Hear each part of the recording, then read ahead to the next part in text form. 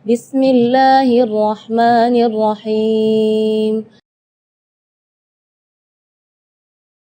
Khadijah, istri terkasih Rasulullah. Khadijah memang wanita istimewa.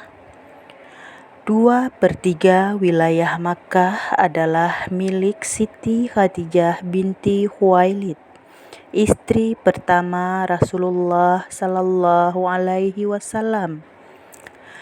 Ia wanita bangsawan yang menyandang kemuliaan dan kelimpahan harta kekayaan. Namun ketika wafat, tak selembar kafan pun dia miliki. Bahkan baju yang ia kenakan di saat menjelang ajal adalah pakaian kumuh dengan 83 tambalan. Fatimah putriku, aku yakin ajalku segera tiba, bisik Khadijah kepada Fatimah sesaat menjelang ajal. Yang kutakutkan adalah siksa kubur. Tolong mintakan kepada ayahmu agar beliau memberikan sorbannya yang biasa digunakan menerima wahyu untuk dijadikan kain kafanku. Aku malu dan takut memintanya sendiri.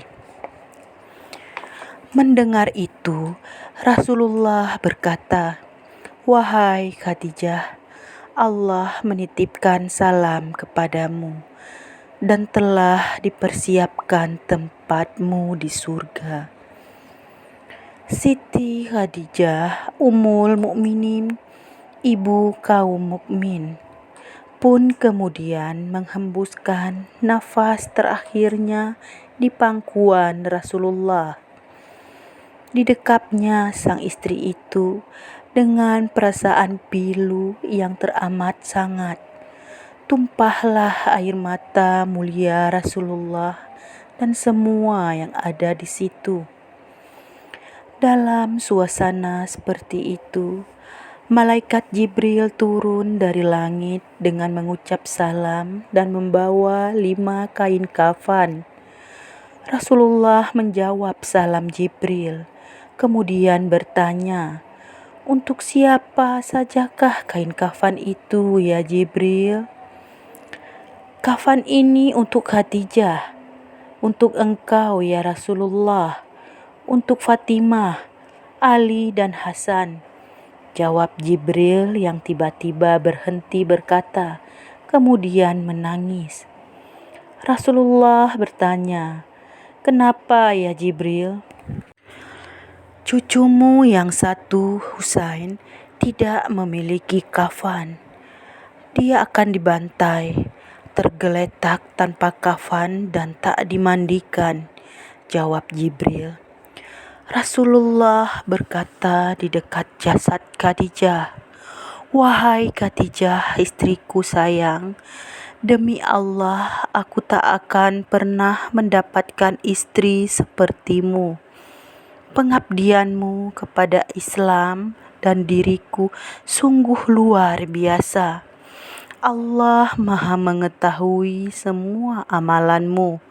Semua hartamu kau hibahkan untuk Islam. Kaum muslimin pun ikut menikmatinya. Semua pakaian kaum muslimin dan pakaianku ini juga darimu. Namun begitu, mengapa permohonan terakhirmu kepadaku hanyalah selembar sorban?" Terseduh Rasulullah mengenang istrinya semasa hidup. Khadijah dikisahkan suatu hari ketika Rasulullah pulang dari berdakwah. Beliau masuk ke dalam rumah. Khadijah menyambut dan hendak berdiri di depan pintu. Kemudian Rasulullah bersabda, "Wahai Khadijah, tataplah kamu di tempatmu." Ketika itu Khadijah sedang menyusui Fatimah yang masih bayi. Saat itu seluruh kekayaan mereka telah habis. Seringkali makanan pun tak punya, sehingga ketika Fatimah menyusu, bukan air susu yang keluar, akan tetapi darah. Darahlah yang masuk dalam mulut Fatimah radhiyallahu anhu. Kemudian Rasulullah mengambil Fatimah dari gendongan istrinya dan diletakkan di tempat tidur. Rasulullah lelah sepulang berdakwah dan menghadapi segala caci maki serta fitnah manusia itu. Lalu berbaring di pangkuan Khadijah hingga tertidur. Ketika itulah Khadijah membelai kepala Rasulullah dengan penuh kelembutan dan rasa sayang. Tak terasa air mata Khadijah menetes di pipi Rasulullah hingga membuat beliau terjaga. Wahai Khadijah, mengapa engkau menangis? Apakah engkau menyesal bersuamikan aku? Tanya Rasulullah dengan lembut. Dahulu engkau wanita bangsawan, engkau mulia, engkau hartawan. Namun hari ini engkau telah dihina orang. Semua orang telah menjauhi dirimu. Seluruh kekayaanmu habis. Adakah engkau menyesal, wahai Khadijah, bersuamikan aku? Lanjut Rasulullah tak kuasa melihat istrinya menangis. Wahai suamiku, wahai Nabi Allah, bukan itu yang kutangiskan, jawab Khadijah. Dahulu aku memiliki kemuliaan.